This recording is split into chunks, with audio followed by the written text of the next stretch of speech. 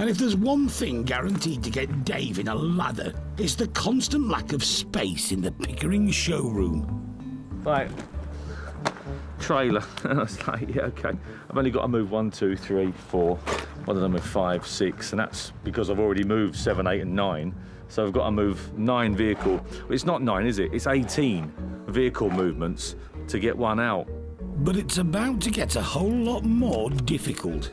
I just started to make some room and then they arrived. They are just a small sample of one man's lifelong motorbike obsession. This collection that's coming in now numbers, I think, about 130. So, reasonable collection, isn't it, that?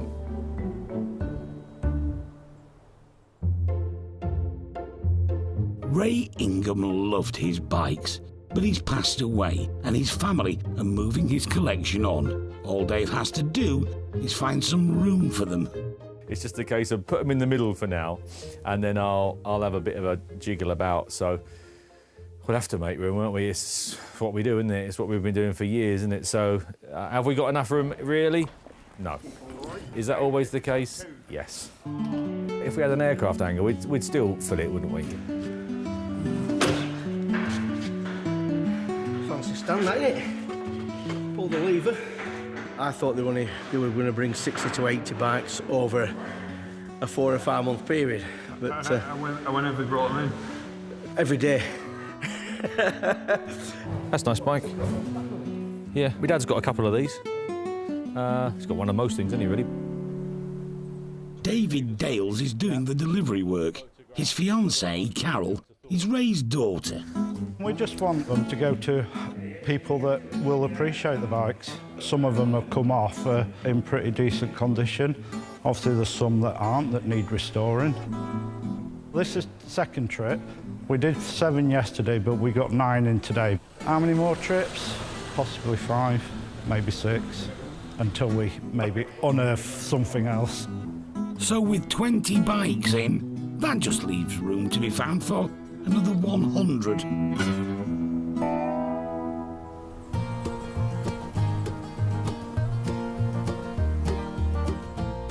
They're like everywhere where you turn, there's another one. In Lincolnshire, they're still working their way through Ray Ingham's enormous motorbike collection. That's amazing! What's that then, Carol? I have no clue. You look up there, there's a bike, and there's something else behind it, and I think there's another one behind that. So there could even be 3 abreast. It's a daunting task. Daughter Carol has called in help so she can make sense of her dad's lifetime obsession. What's in there? It's a bit like an Aladdin's cave. Even I'm shocked to what is in here. I've not been in here, not since I was tiny. Some bikes have already made the journey to Yorkshire. Of those that are left, some are ready to ride. Others are what you'd definitely call a project. It's a minefield. Dad said, you'll never find a piece of junk in here. It's all somebody else's treasures.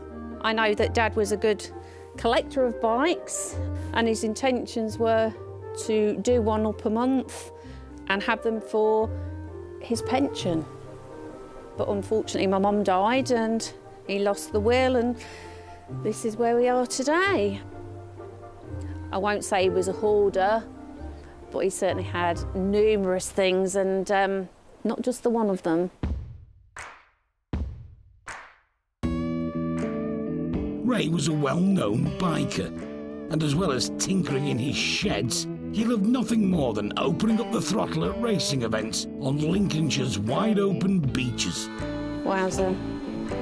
In a container, of course, more bikes. These ones in here, he's probably spent about 20 years or more doing them.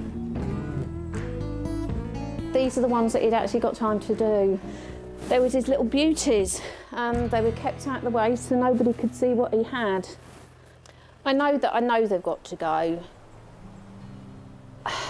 It is going to be hard, because this is my family home. It's what my dad's passion was, and it's still raw. To think that he's been able to leave this to us, I'm very, very proud of him. I miss him so much. I really do. For Carol and her sisters, the sale is inevitable, but it keeps on throwing up surprises.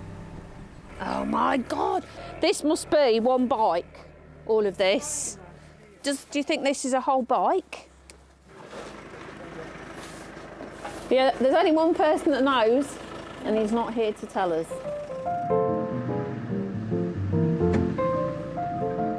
My dad valued his collection around about £200,000. The whole family have said that the bikes are only going to be worth what people are willing to pay for them.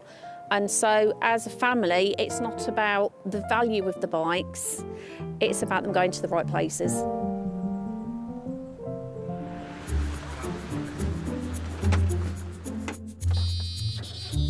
Back in Lincolnshire, Do you want me to go at the back and try and lift it at the back?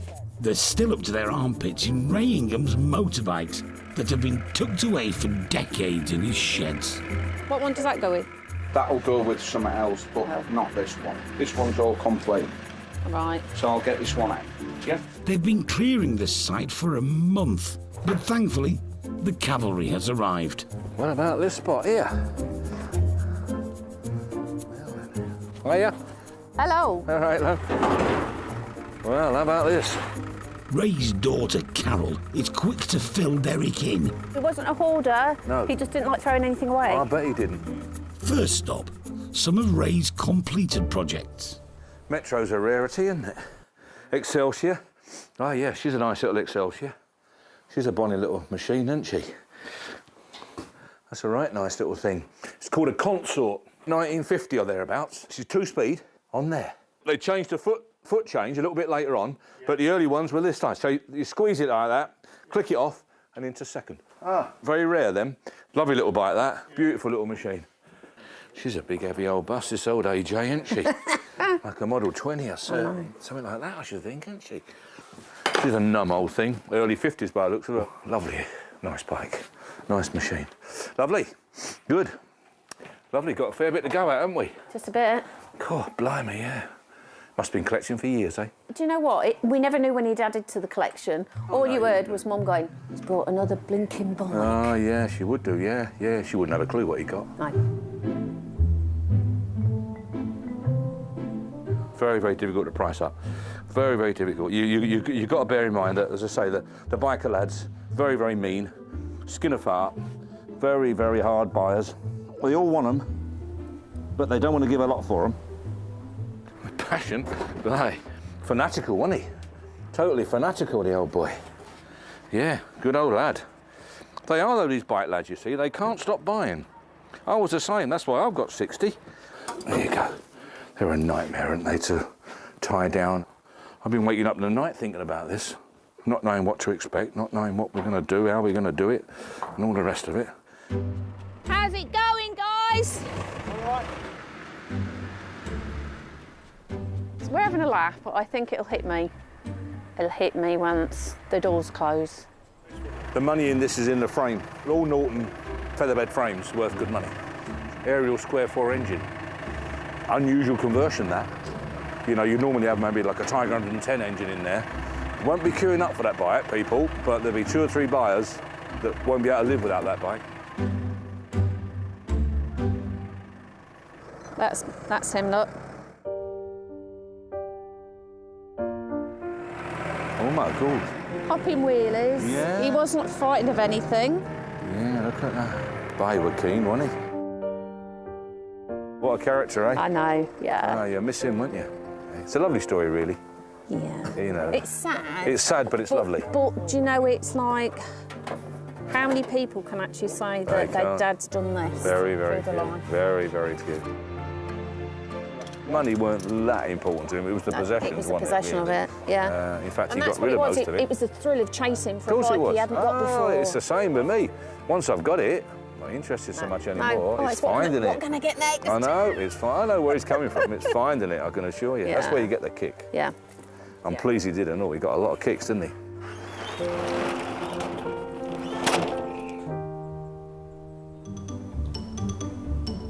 In the the showroom, they've done a head count of all the bikes that came from one collector in Lincolnshire. There are 18 total, and Derek's unearthed a hidden gem. That's a lovely old Rudge, little 500 Rudge, absolutely lovely. A Rudge Whitworth they were called. Still got the Rudge rubbers on there, look, can you see? Rudge Whitworth, look. So it ain't done a lot of work, has it? The very expensive machine, when you compare them to like AJs and stuff like that and matchless and things, probably 3 times the amount of money. The bike, I would imagine, is going to be probably around about a 1934, something on that sort of line, I think. And we've got hand change, which I love. I think it's great. Girder forks. I just love girder forks. And there's nothing nicer than to ride down the road and look down and see those girder forks working. Just a work of art, it really is. This lovely fishtail exhaust, beautiful. Look at this, lovely. 4 speeds, 4 valves, coupled brakes. Beautiful machine. Will make a lovely bit of kit. The reason we've got combinations is that guys started off, obviously, with pedal cycles, and then as soon as they could, as soon as they were old enough, bang, straight onto a motorbike, naturally, and solo. The solo was OK when they got married and there was him and his wife, but as soon as baby came along, then really there was the choice. You either get rid of the motorbike and you pass your test and get a little car, which was a big expenditure, or do you get a motorcycle and sidecar? And then when the family got larger, you got a larger sidecar. £8,000 to £10,000, something on that line.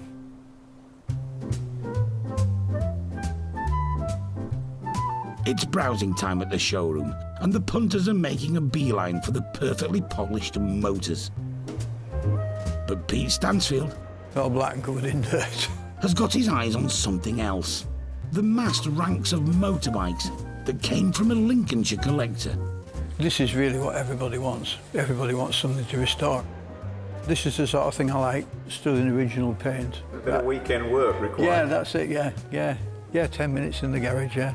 It's really 50s and 60s stuff that I like rather than the older bikes. The main appeal is the real original bikes like this. The original paint, it is in a dreadful state, but everything on it is stuff that was on it when it came from the factory.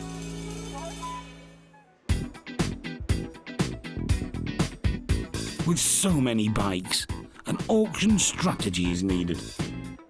We were going to put the whole collection through this sale, but we've had so many other entries of bikes of all sorts of age and type.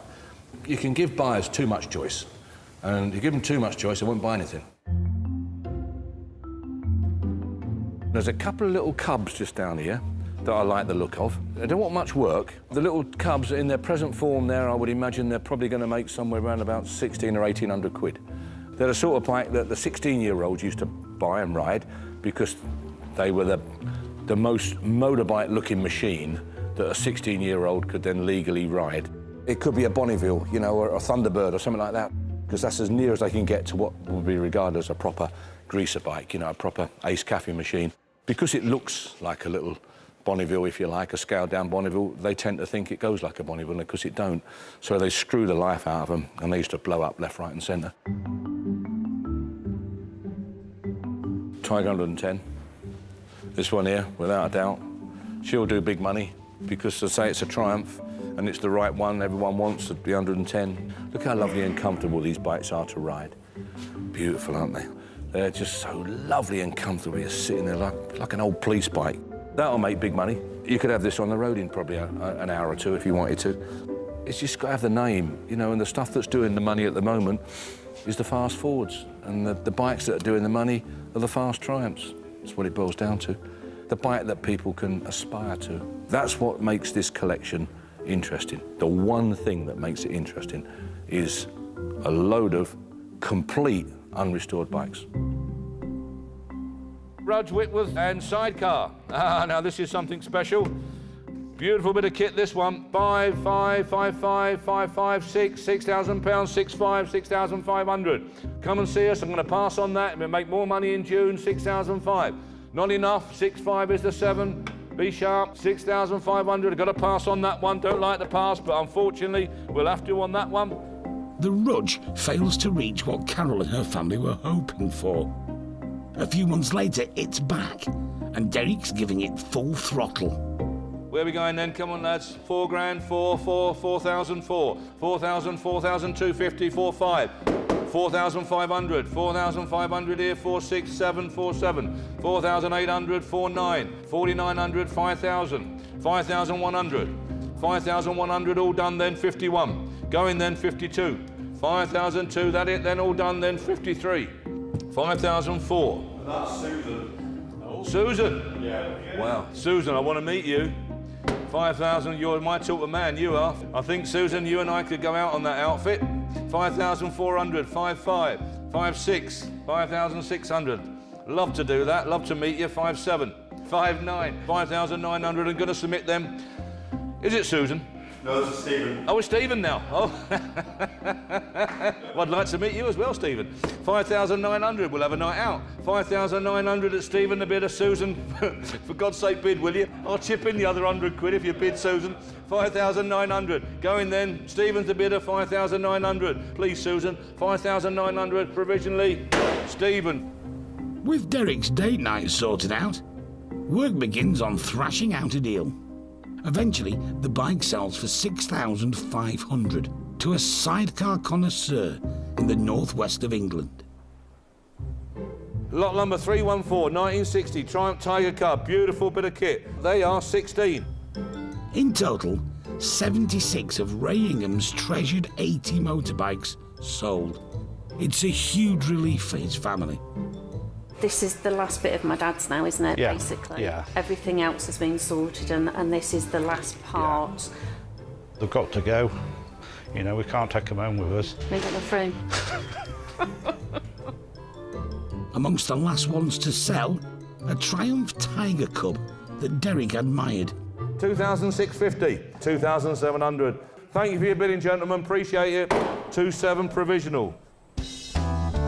When all the totals were added up, Ray's bikes made more than £190,000, a fitting sum for one of the largest collections ever to come through the auction.